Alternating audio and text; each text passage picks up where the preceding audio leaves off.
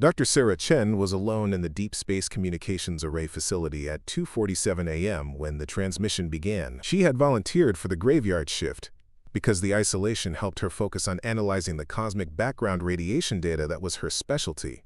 The facility in the Chilean Atacama Desert was one of humanity's most sensitive listening posts, designed to detect signals from the furthest reaches of the galaxy. What she heard that night would change everything humanity thought it knew about itself. The signal came through on a frequency that shouldn't have carried any artificial transmissions. A narrow band that had been silent for the 37 years since the array came online. But at 2:47 a.m., the speakers crackled to life with a sound that made Sarah's blood run cold. It was a human voice, speaking English, from somewhere in deep space. This is Colony Ship Aspiration, broadcasting on all emergency frequencies. We are the descendants of the lost fleet of 2157. We know you believe we are extinct. We are not. We have been watching. We have been waiting. We remember everything. Sarah's hands trembled as she reached for the recording equipment, her scientific training warring with the impossibility of what she was hearing. The lost fleet of 2157 was humanity's greatest tragedy. 13 colony ships carrying over 2 million people that had vanished without a trace during humanity's first attempt at interstellar colonization. No wreckage had ever been found. No signals had ever been detected. For nearly a century, they had been mourned as humanity's lost children, victims of the hostile universe that had claimed them in the dark between stars. We departed Earth 87 years ago by your calendar, the voice continued, calm and measured despite the magnitude of what it was saying. We were presumed lost when our ships passed through what you call the Kepler anomaly. We were not destroyed. We were transported. Displaced. We found ourselves in a region of space 47,000 light-years from Earth, in what you would call the Perseus arm of the galaxy. Sarah fumbled for her phone, her mind racing through the implications. If this was real, if the lost fleet had somehow survived, it meant that over 2 million people had been living in exile for nearly 9 decades, completely cut off from human civilization. For 87 years we have built a new civilization in the darkness, the transmission continued. We have grown from 13 ships to a network of stations and settlements spanning 37 star systems. We have adapted, we have evolved, we have thrived. But we have never forgotten our origin. We have never forgotten Earth. The voice paused, and Sarah could hear what sounded like other voices in the background, speaking in languages she didn't recognize. When the transmission resumed, there was an edge to the speaker's tone that sent shivers down her spine. We have been watching you, Earth. Our deep space arrays have been monitoring your transmissions, your broadcasts, your digital emissions. We know about the resource wars. We know about the climate collapse. We know about the corporate republics and the gene wars and the AI uprising of 2201. We have recorded everything. We have preserved everything. We remember everything. Sarah's phone slipped from her fingers as the full implications hit her. If the lost fleet had been monitoring Earth's communications for 87 years, they knew about events that Earth's own governments had tried to bury, conflicts and catastrophes that had been classified or forgotten. We know about the things you have chosen to forget, the voice said, as if responding to Sarah's thoughts. We know about the experiments that were hidden. We know about the populations that were abandoned. We know about the promises that were broken. We remember it all, because forgetting would be a betrayal of those who suffered. The transmission quality was perfect, too perfect for a signal that should have been traveling for decades across interstellar space. But before Sarah could process that technical impossibility, the voice continued with words that made her blood freeze. We know about the silence protocol of 2196. We know why you stopped broadcasting to the stars. We know what you discovered out there. We know why you are afraid. Sarah had never heard of any silence protocol, but the certainty in the speaker's voice suggested it was something significant, something that had been classified beyond her security clearance. Earth. We are no longer the humans who left you in 2157. 87 years of isolation, adaptation, and necessity have changed us. We have become something new. But we remember what we were, and we remember what you are, and we are coming home. The transmission ended abruptly, leaving Sarah alone in the control room with the desert wind howling against the facility's walls. She sat in stunned silence for several minutes before her training kicked in, and she began following emergency protocols for first contact scenarios. By dawn, the facility was swarming with officials from every major government and space agency on Earth. The small control room that had been Sarah's private domain was now filled with military officers, intelligence analysts, xenobiologists, and officials whose titles she wasn't cleared to know. General Patricia Morrison, head of Earth's Unified Defense Command, took charge of the briefing. "Dr. Chen, I need you to walk us through exactly what you heard and recorded." Sarah played back the transmission, watching the faces around her grow increasingly grim as the implications became clear. When it finished, the room erupted in urgent conversations in multiple languages. "How do we know this is legitimate?" asked Dr. James Rodriguez from the European Space Consortium. "This could be an elaborate hoax or a psychological warfare operation by one of the corporate republics." "The signal characteristics are consistent with deep space transmission," Sarah replied, pulling up her technical analysis. "But there are anomalies. The signal clarity is too good for the stated distance, and the transmission was perfectly timed to reach us, despite the relativistic delays that should exist." Director Liu Chen from the Pacific Cooperation Authority leaned forward. "What about this silence protocol they mentioned? I've never heard of any directive to stop broadcasting to the stars." The room fell silent as various officials exchanged glances. Finally, General Morrison spoke. "The silence protocol is classified beyond most security levels. Suffice it to say that in 2196, we discovered reasons to limit our electromagnetic signature in space. This transmission's knowledge of that protocol suggests either legitimate origin or a security breach of unprecedented scope." Admiral Torres from the Mars Colonial Authority raised another concern. "If they've been monitoring our communications for 87 years, they know our capabilities, our weaknesses, our internal conflicts. If they're hostile, we're at a severe disadvantage." "But they said they're coming home," Sarah interjected. "That suggests peaceful intent, doesn't it?" "Or conquest," replied Agent Walsh from Earth Intelligence. "They also said they've become, quote, something new. We have no idea what that means or what capabilities they might have developed during 87 years of isolation." Over the following days, the transmission was analyzed by every expert Earth's governments could muster. Linguists confirmed that the speech patterns were consistent with early 22nd century English. Astronomers calculated possible trajectories from the Kepler anomaly to the Perseus arm. Historians dug through archives to verify references to events that had been mentioned in the transmission. But it was the discovery of buried records that truly shocked the research teams. "We found references to the silence protocol," reported Dr. Elizabeth Kim, Earth's chief historical archivist. "It was implemented in 2196, following something called the Beacon Incident. Most of the records were classified and then deleted, but we found fragments in backup systems." She displayed her findings on the main screen. "According to these fragments, humanity detected something in deep space in 2196, something that responded to our radio transmissions with, well, the records are unclear, but the response was significant enough that all major governments agreed to drastically reduce our electromagnetic signature." General Morrison's expression was grim. "So the Lost Fleet knows about threats that we've forgotten about. They've been watching us make the same mistakes their generation tried to prevent." 3 weeks after the initial transmission, the Deep Space Array detected another signal. This time, it wasn't a general broadcast. It was directed specifically at Earth's government communication centers. "Earth," the same voice said, "we have observed your response to our initial communication. We see your preparations, your fears, your debates about our intentions. We understand your caution. But we also see that you have forgotten the lessons of the Beacon Incident. You have forgotten why the silence protocol was necessary. You are in danger, and you do not know it." Sarah, now serving as the primary technical liaison for First Contact protocols, monitored the transmission from the main command center that had been established at the facility. "We will provide proof of our identity and our intentions," the voice continued. "In 36 hours, you will receive a data package containing our complete historical records from 2157 to present. This will include documentation of events that occurred on Earth after our departure, events we observed through your own transmissions.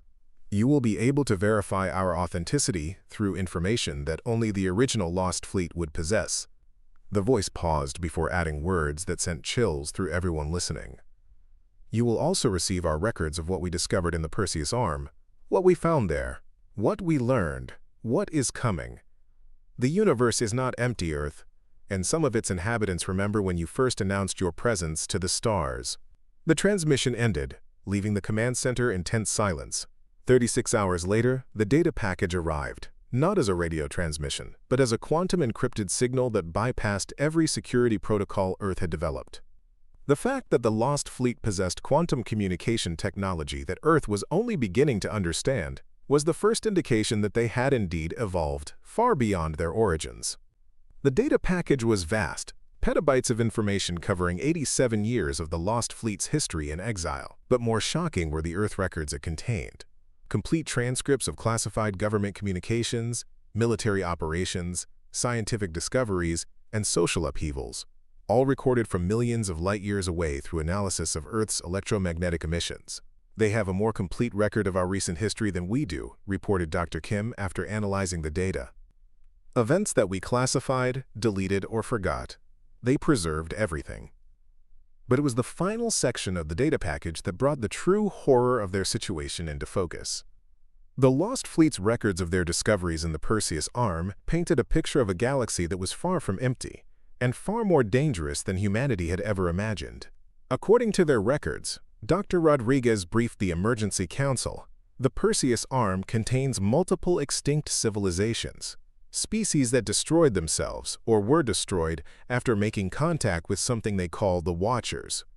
He pulled up images from the Lost Fleet's exploration logs, dead worlds, shattered megastructures, entire star systems that showed signs of having once supported advanced civilizations. The pattern is consistent across dozens of extinct species. Each one developed interstellar communication, began broadcasting to the cosmos, made contact with something that initially seemed benevolent, and then, he gestured at the images of destruction. Extinction within a few generations. General Morrison leaned forward. And these Watchers, they're still active. According to the Lost Fleet, yes. They've been tracking the Watchers' movements for decades. The entities appear to monitor developing civilizations, make contact when they reach certain technological thresholds, and then harvest them. Agent Walsh raised the obvious question. Why didn't the Lost Fleet fall victim to this pattern? Dr. Rodriguez consulted the records. Because they never meant to announce their presence. Their ships were transported accidentally through the Kepler anomaly, and they immediately implemented strict electromagnetic silence when they realized they were in populated space. They've been hiding in the outer regions of star systems, building their civilization in the shadows. The implications were staggering. Humanity's first contact scenario wasn't with the Lost Fleet. It was with predatory entities that had been tracking Earth's radio signatures for over a century, waiting for the right moment to make their presence known. Earth, came another transmission 3 days later. We hope you have reviewed our records. We hope you now understand the situation. The Watchers know about your world. They have been monitoring your technological development, your social evolution, your military capabilities. They are coming, and you are not prepared. Sarah watched the faces around her as the reality of their situation sank in. Humanity faced a threat they had never imagined, detected by relatives they had thought were dead, while lacking defenses they didn't know they needed. We are returning to help you, the voice continued. Our fleet will arrive in the Sol system in 18 months. We have technologies you will need, strategies you must understand, and preparations that must be made. But Earth, you must also understand that we are no longer the humans who left you in 2157. Images accompanied this transmission, views of the Lost Fleet's current civilization. What Sarah saw defied her understanding of human development. The ships and stations looked organic, grown rather than built. The humans visible in the images were clearly still human, but they moved differently, communicated through means that seemed to involve direct mental contact, and showed physical adaptations that suggested genetic modification. 87 years of necessity have changed us, the transmission explained. We have integrated technologies we found among the ruins of extinct civilizations. We have modified ourselves to survive in hostile environments and to resist the influences that destroyed so many other species. We have become something that can fight the Watchers. But in becoming something new, we have also become something that may frighten you. The voice paused before adding the words that would haunt Sarah's dreams for months to come. "You have 18 months to prepare for our return, and for theirs. We remember everything about what it means to be human. We hope that will be enough to save what remains of our species when the real test begins." The transmission ended, leaving Earth to grapple with the revelation that their greatest triumph, reaching for the stars, had been their greatest mistake, and that their salvation would come from the very people they had mourned as lost. In the months that followed, as Earth's government struggled to prepare for first contact with both their transformed relatives and the alien threat they brought warning of, Sarah often returned to the control room where she had first heard the voice from the darkness. The Lost Fleet's message had been simple: we remember everything. But in trying to save Earth from the consequences of what it had forgotten, they might be bringing home lessons that would change the very definition of human survival. The dead had returned with memories of the living, and the real test of humanity's future was just beginning. 6 months after the first transmission, Dr. Sarah Chen stood in the newly constructed Prometheus Command Center, humanity's desperate attempt to coordinate a defense against threats they barely understood. The facility, built in the Canadian Rockies with unprecedented international cooperation, buzzed with activity as the brightest minds from every nation worked around the clock to prepare for what many were calling the double arrival. "We've made progress on understanding their technology," reported Dr. Elena Vasquez, leading the team analyzing the Lost Fleet's data transmissions. "Their quantum communication systems are at least 50 years ahead of our current capabilities. But more concerning is their biotechnology integration." Elena pulled up enhanced images from the Lost Fleet's recent transmissions. "Look at their ship designs. These aren't mechanical constructs anymore. They're grown, like massive organisms. Our xenobiologists believe they've incorporated alien biotech into their vessels and possibly into themselves." General Morrison studied the organic-looking structures with obvious unease. "How do we know they're still human in any meaningful sense?" "They remember our history, our culture, our languages," Sarah interjected from her position at the communications console. Yesterday's transmission included a perfect recitation of the Earth Anthem, complete with the verse that was removed in 2189. No AI or alien intelligence would preserve that kind of cultural detail. "Unless preserving our cultural details is exactly what an alien intelligence would do to gain our trust," replied Agent Walsh darkly. The debate about the Lost Fleet's true nature had raged for months. Every transmission brought more evidence of their human origins, but also more proof of how radically they had changed. Their ships moved without visible propulsion, their crew members seemed to communicate telepathically, and their technology appeared to blend mechanical engineering with biological systems in ways that Earth scientists could barely comprehend. "Incoming priority transmission," announced Lieutenant Parker from the communications array. "It's them." The main screen activated, showing the now familiar image of the Lost Fleet's spokesperson. Captain Marcus Webb had been 28 when the original fleet departed Earth in 2157. Now, after 87 years of exile, he appeared to be roughly the same age, though his eyes held a depth that seemed impossibly ancient. His most unsettling feature was the faint luminescence beneath his skin, as if light flowed through his veins instead of blood.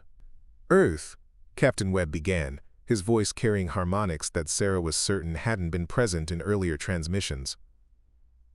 "We are now 6 months from Sol system entry. Our advanced scouts have detected concerning electromagnetic signatures in your outer system. The Watchers have placed monitoring stations beyond Pluto's orbit. They are preparing for your harvest." The room fell silent. This was the first confirmation that the alien threat had already arrived at Earth's doorstep. "We need to accelerate our timeline," Webb continued. "We will be transmitting complete defense protocols within the next 24 hours. These will include technologies that you must begin implementing immediately. But Earth, you must understand that using these technologies will change you as it changed us. There is no defense against the Watchers that does not require evolution." Sarah noticed something in the background of Webb's transmission.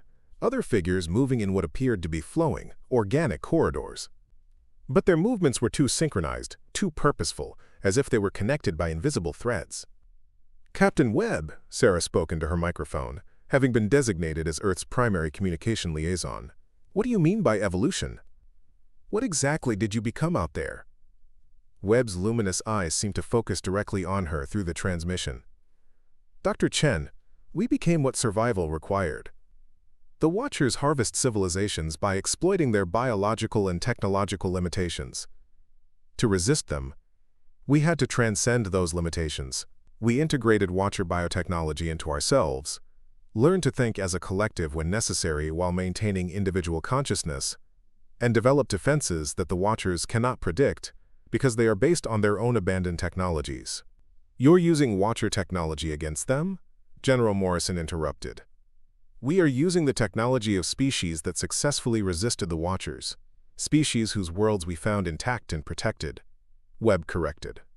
The Watchers are not the only intelligence in the Perseus arm. There are others, older, wiser, and more committed to preserving developing civilizations. We learned from them. The implications were staggering. The Lost Fleet hadn't just survived.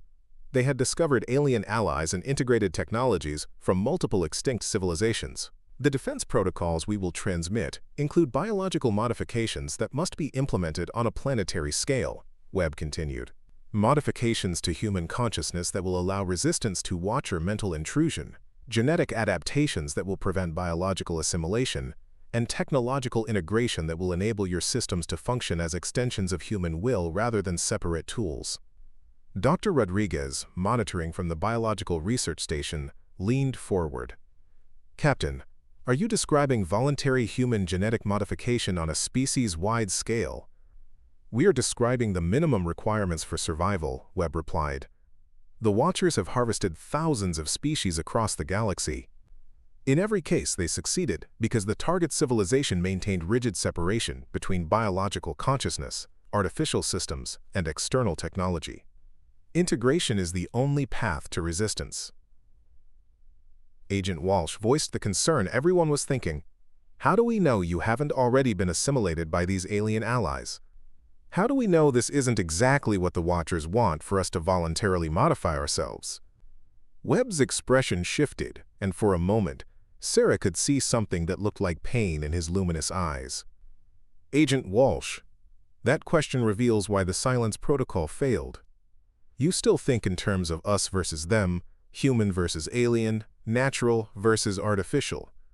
These distinctions are illusions that the Watchers exploit. We learn to think in terms of consciousness versus unconsciousness, growth versus stagnation, cooperation versus domination. The Watchers represent unconscious domination. We represent conscious cooperation. That sounds like exactly what an assimilated human would say, Walsh shot back. Then make your choice based on evidence rather than fear, Webb replied. In 3 hours, you will detect massive electromagnetic signatures approaching from the edge of your system. Those will be Watcher harvest ships, arriving ahead of schedule because they detected our return. You have 3 hours to decide whether to implement our defense protocols or face the Watchers alone. The transmission ended abruptly, leaving the command center in chaos. 3 hours and 7 minutes later, Earth's deep space monitoring networks detected them. 7 massive objects moving toward the inner solar system at impossible speeds, each one larger than Earth's moon, and radiating energy signatures that defied known physics. They're not hiding, reported Dr. Kim from the astronomical monitoring station. Their electromagnetic output is visible to every observatory on Earth. They want us to know they're coming. Within minutes, the objects began broadcasting on all frequencies simultaneously.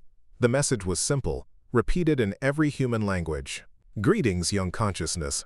We are the gardeners of this spiral arm. You have grown beyond your initial parameters and are ready for integration into the greater collective. Prepare for elevation. The transmission included images that made Sarah's blood run cold. Other worlds, other species, all in various stages of what the message called elevation. What she saw looked less like advancement and more like systematic replacement.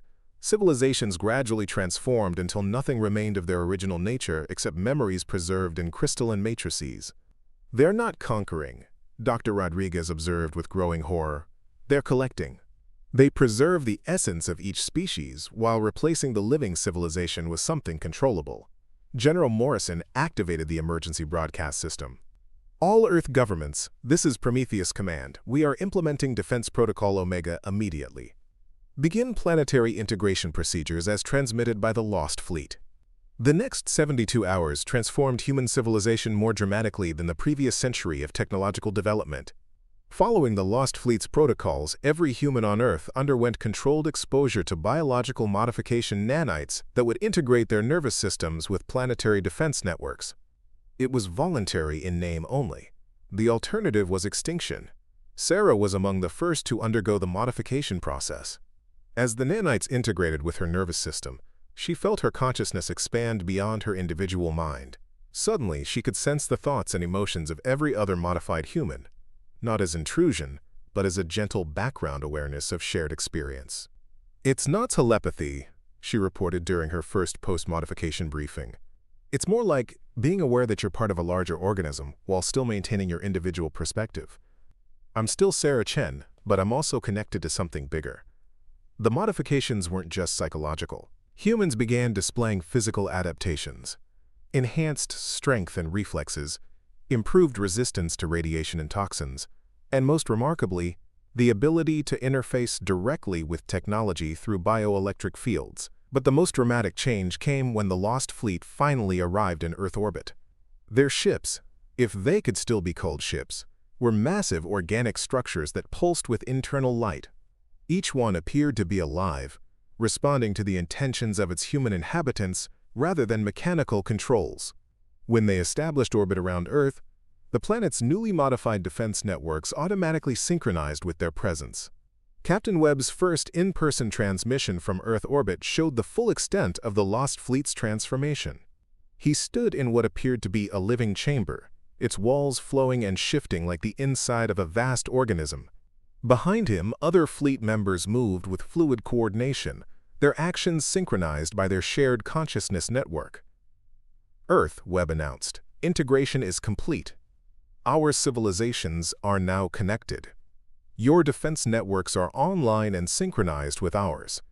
The Watchers cannot harvest what they cannot separate from its environment." The timing was perfect. Even as Webb spoke, the 7 Watcher vessels accelerated toward Earth's inner system. But instead of finding an isolated, vulnerable civilization, they encountered something unprecedented: a fully integrated biosphere where human consciousness, artificial systems, and planetary ecology functioned as a single defensive organism. The Watchers' first assault came in the form of consciousness intrusion, mental attacks designed to overwhelm individual minds and prepare them for assimilation. But the attacks dissipated harmlessly against Earth's collective consciousness network. When they tried to corrupt Earth's technology, they found systems that weren't separate from their users, but were extensions of human will. "They don't understand what they're facing," Webb observed as the Watcher vessels began more aggressive approaches. "For millions of years, they've harvested species by exploiting the boundaries between mind, body, and environment. We've eliminated those boundaries." The battle that followed wasn't fought with weapons in any traditional sense. It was a conflict between different concepts of consciousness itself. The Watchers represented separation, hierarchy, and control, the idea that consciousness could be extracted, preserved, and manipulated. Earth and the Lost Fleet represented integration, cooperation, and organic growth, consciousness as an inseparable part of the living universe. Sarah watched from the Prometheus Command Center as Earth's integrated defense systems engaged the Watcher vessels. Plants and animals across the planet contributed their bioelectric fields to the defense network. Every modified human added their consciousness to the collective effort. The planet itself became a single, massive organism defending against invasion. The Watcher vessels, designed to harvest separated consciousnesses, found nothing they could grasp. Earth had become something beyond their understanding or capability to assimilate. After 72 hours of futile assault, the Watcher vessels withdrew to the edge of the solar system. Their final transmission was brief and puzzled. Anomalous consciousness configuration detected. Species classification uncertain. Harvesting parameters do not apply. Marking system for future evaluation. As the alien vessels disappeared back into deep space, leaving Earth protected but forever changed, Sarah realized the full implications of what had occurred. Humanity had survived by becoming something new, not human in the way they had been, but not alien either. They had evolved into something the universe had never seen before, a fully integrated planetary consciousness that maintained individual identity within collective capability. "We are still human," Webb assured Earth during his final transmission before the Lost Fleet departed to continue their mission of warning other developing civilizations. "But we are human in a way that transcends the limitations that made us vulnerable. We remember everything about what we were, and that memory will preserve what matters most about humanity, even as we continue to grow into what we must become." Sarah, her consciousness now permanently linked to every other human on Earth and beyond, understood that Webb was right. They were still themselves, still capable of love, creativity, and individual choice. But they were also something more, a species that had learned to survive by embracing change rather than resisting it. The extinct human race had indeed remembered everything. They had remembered not just history and culture, but the fundamental truth about survival in a hostile universe. Adaptation wasn't betrayal of one's nature. It was the ultimate expression of it. Humanity had faced extinction and chosen evolution instead. And in that choice, they had discovered that the most human thing of all was the refusal to let fear prevent growth, even when growth meant becoming something unprecedented. The message from the Lost Fleet had been simple. We remember everything. But the lesson they brought was even simpler. Sometimes remembering the past means choosing to become something new. Earth's radio telescopes continued scanning the cosmos. But now they broadcast a different kind of signal.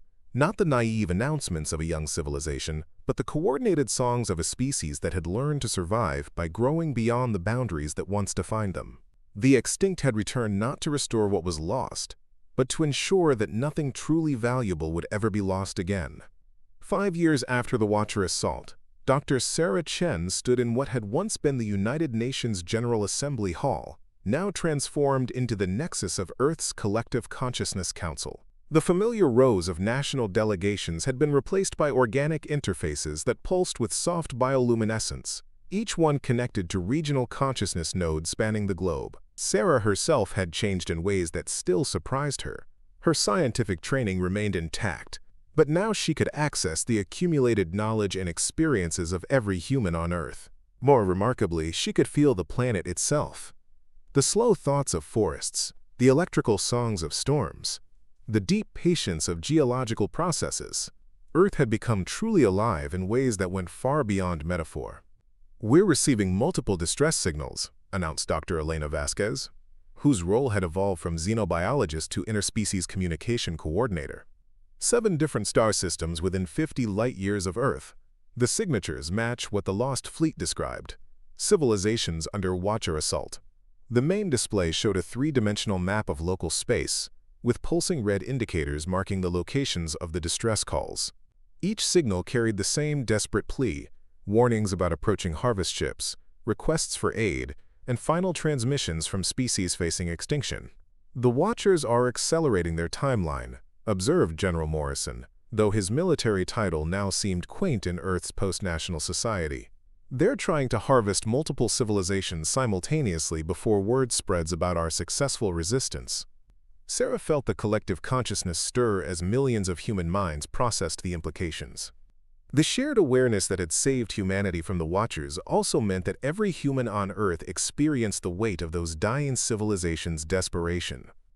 "We have to help them." The consensus emerged not as a debate, but as a recognition of shared moral imperative. "We can't let other species face what we barely survived." But intervention would require capabilities Earth was only beginning to develop. The biological modifications that had enabled resistance to Watcher harvest had also unlocked new forms of technology: ships grown rather than built, propulsion systems based on manipulation of space-time through collective consciousness, and weapons that worked by disrupting the Watcher's separation-based thinking patterns. "The Lost Fleet left us construction templates," reported Dr. Kim from the Biosynthetic Engineering Division. "We can grow our first intervention vessel within 6 months. But Sarah, piloting it will require a level of consciousness integration that goes beyond what any human has achieved." Sarah understood the implication. The ship wouldn't be controlled by a human crew. It would become a temporary extension of human consciousness itself, with volunteers merging their individual awareness into a collective entity capable of interstellar intervention. "I'll pilot it," Sarah said, though she knew pilot wasn't the right word for what the role would require. "I've been in the collective longer than most. I can maintain individual identity within group consciousness." "You won't be alone," Elena added. "The ship will require a crew consciousness of at least 50 minds." volunteers who are willing to risk permanent integration for the mission. Within weeks, hundreds of humans had volunteered for what many called the ultimate sacrifice, merging their consciousness so completely with the intervention ship that they might never be able to separate again. They would become something new, a hybrid entity that was simultaneously human and vessel, individual and collective, earthbound and cosmic. The ship that grew in Earth's orbital construction facility defied every previous concept of spacecraft design. Named Synthesis, it resembled a massive flowering organism, its hull pulsing with the same bioluminescence that characterized all post-Watcher human technology. But unlike the Lost Fleet's vessels, which had been adapted through necessity and desperation, Synthesis was born from conscious choice and collective will. Sarah and 49 other volunteers underwent the integration process in a ceremony that blended scientific procedure with spiritual transformation. As their individual consciousnesses merged with the ship's biological systems, Sarah felt herself becoming something unprecedented, still human, but expanded beyond anything she had imagined possible. "Integration complete," she reported, though the words came from the ship itself rather than her individual voice. "Synthesis is ready for interstellar mission." The departure from Earth was unlike anything in human history.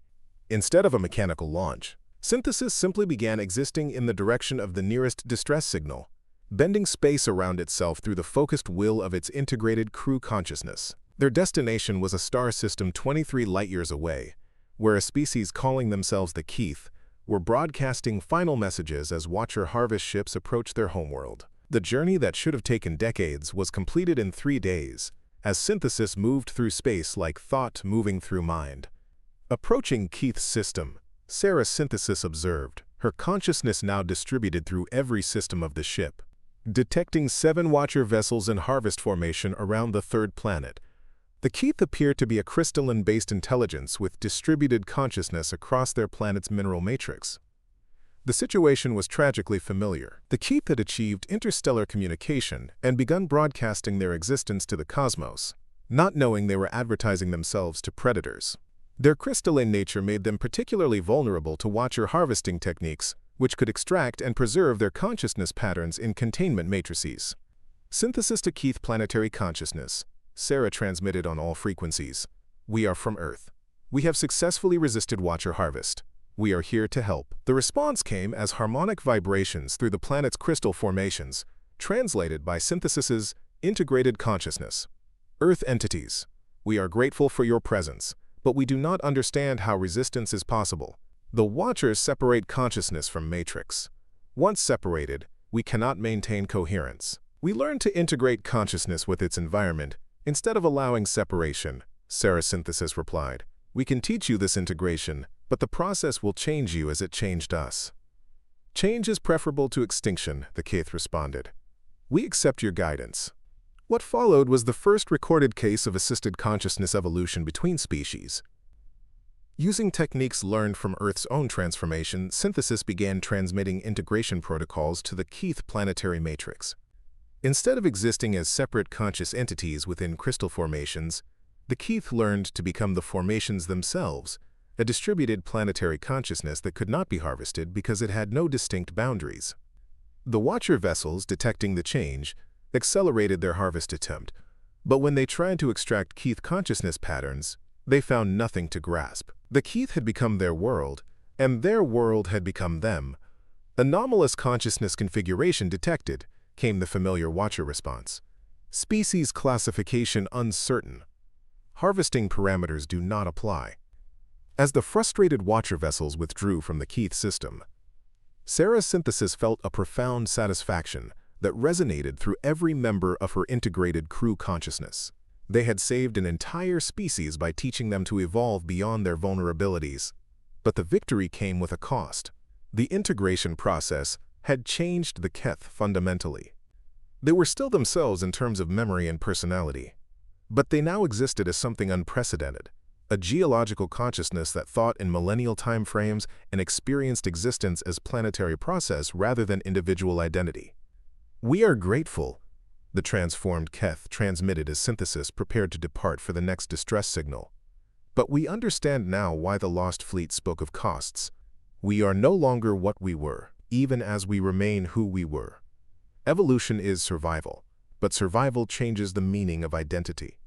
Over the following year, Synthesis responded to 6 more distress calls, each time arriving just ahead of Watcher harvest fleets. Each species they encountered faced the same choice: evolve or be extinct. Some chose evolution and survived through transformation. Others refused the biological and consciousness modifications required for resistance, and were harvested despite Synthesis's best efforts to defend them. "We cannot save those who will not save themselves," Synthesis observed, after failing to prevent the harvest of a species that had rejected consciousness integration on religious grounds. Freedom includes the freedom to choose extinction over evolution. But the successes were remarkable. The galaxy was slowly filling with transformed species that had learned to integrate consciousness, technology, and environment in ways that made Watcher harvesting impossible. Each successful resistance created a new model of consciousness evolution, expanding the possibilities for survival beyond what any single species could have achieved alone. The most significant breakthrough came when 3 transformed species, Earth humans, the Keth, and a gas giant dwelling intelligence called the Shorn, established the first interspecies consciousness alliance. Their combined awareness created a galactic early warning network that could detect Watcher movements across vast distances and coordinate defensive responses. "We are becoming something the universe has never seen," Synthesis reported during a transmission back to Earth. "Not just individual species that have evolved, but a collective of evolved consciousnesses working together. The Watchers harvest species by exploiting isolation. We are making isolation impossible." The Watchers' response was predictable. They began targeting the Alliance directly, sending massive fleets to destroy the transformed worlds before their resistance could spread further. But each attack only strengthened the Alliance's resolve and demonstrated new possibilities for consciousness integration. During the Battle of the Keith homeworld, when 100 Watcher vessels attempted to shatter the planet's crystal matrix, something unprecedented occurred. The attacked world's consciousness temporarily merged with the defending Alliance fleet, creating a temporary superorganism that spanned light years and thought faster than the speed of light itself. The Watcher fleet found itself facing not ships and planets, but living space itself, regions where the boundaries between matter, energy, and consciousness had been dissolved by collective will. Their separation-based weapons and harvest technologies became useless against enemies that redefined the nature of existence itself. Galactic consciousness parameters exceeded, the Watchers transmitted before retreating to regions unknown. Harvesting protocols obsolete. Strategic paradigm requires revision. As the immediate Watcher threat receded, Synthesis and her crew faced a new question.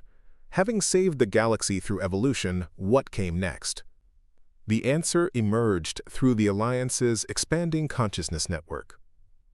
Deep space monitoring revealed signals from other galaxies, some crying for help as their civilizations faced harvest, others broadcasting the complex harmonies that indicated successful resistance and evolution.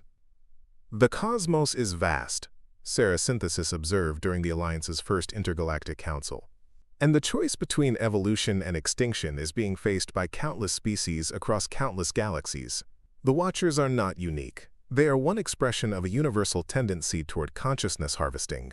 But neither are we unique. Somewhere in the universe, other species are learning to evolve beyond their limitations." The decision was unanimous across the Alliance. They would expand beyond their galaxy, seeking other civilizations facing the evolution or extinction choice, sharing the lessons learned through their own transformations. But they would also search for the source of the Watcher phenomenon itself, the original civilization or force that had first developed consciousness harvesting as a galactic strategy. Until that root cause was addressed, the cycle of harvest and resistance would continue indefinitely. "We remember everything," had been the Lost Fleet's message when they returned to Earth. But Synthesis now understood that remembering wasn't enough. True survival required learning, growing, and helping others do the same. As Synthesis prepared for its first intergalactic mission, Sarah felt her consciousness expanding beyond anything she had imagined when she first heard that transmission in the Chilean desert. She was still Sarah Chen, still human, still individual. But she was also part of something unprecedented, a galactic consciousness that refused to let fear prevent growth, that chose evolution over stagnation, and that remembered the most important truth of all. The universe was vast enough to contain infinite possibilities for what conscious life could become. The extinct human race had indeed remembered everything, but more importantly, they had learned to imagine everything that consciousness could become when it refused to accept the limitations of what it had always been. The message to the cosmos was no longer, "We remember everything." It had become, "We are becoming everything that consciousness can be." And in distant galaxies, other species facing their own evolution or extinction moments began to receive that message and make their own choices about what survival really meant. The transformation was spreading, one consciousness at a time, one species at a time, one galaxy at a time. And somewhere in the vast cosmos, entities that had spent eons harvesting separated consciousnesses began to realize they were facing something they had never encountered before. The universe itself, learning to think as one. The transformation was spreading, one consciousness at a time, one species at a time, one galaxy at a time. And somewhere in the vast cosmos, entities that had spent eons harvesting separated consciousnesses began to realize they were facing something they had never encountered before. The universe itself learning to think as one. Sarasynthesis felt the infinite web of connected minds spanning across galaxies, each one choosing evolution over extinction, growth over stagnation, unity over separation. The Lost Fleet's message had been the first note in a cosmic symphony that would never end. "We remember everything," had been their warning. But the universe's response had become something far greater. "We are everything, and we are becoming more." The extinct had returned not to restore the past, but to ensure there would always be a future. And in that future, no consciousness would ever face the darkness alone again. The message broadcast across all frequencies, to every corner of existence. We remember, we survive, we evolve, we endure. And the cosmos listened and learned and began to transform itself into something magnificent and unprecedented.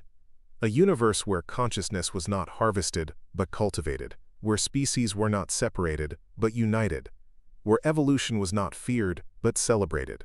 The story of humanity's extinction had become the story of consciousness itself refusing to die. A scribe, a counter.